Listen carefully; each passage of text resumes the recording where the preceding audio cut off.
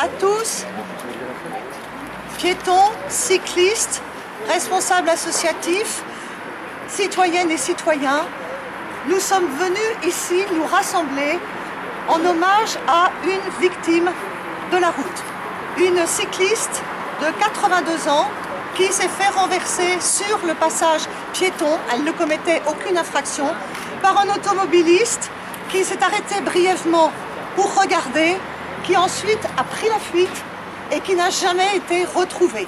Quelqu'un qui a été humain pendant quelques instants et qui après n'a pas su, n'a pas été en mesure d'assumer ses responsabilités.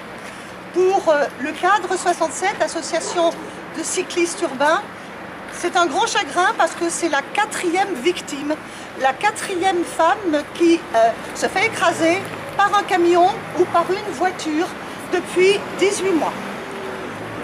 Donc nous venons ici vraiment indignés par ce genre de comportement.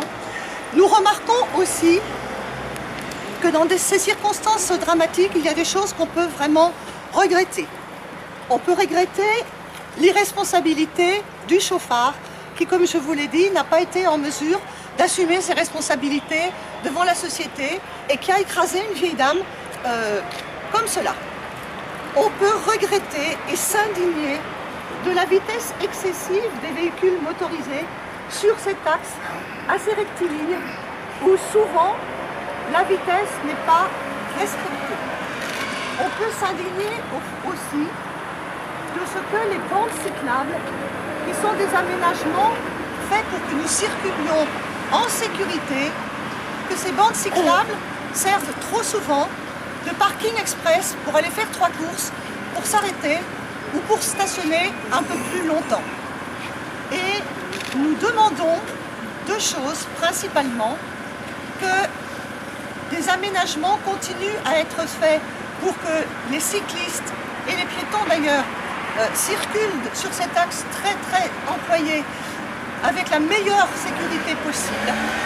Et nous demandons aussi, bien entendu, que des verbalisations soient faites régulièrement pour ne pas permettre que les aménagements cyclables servent de parking sauvage.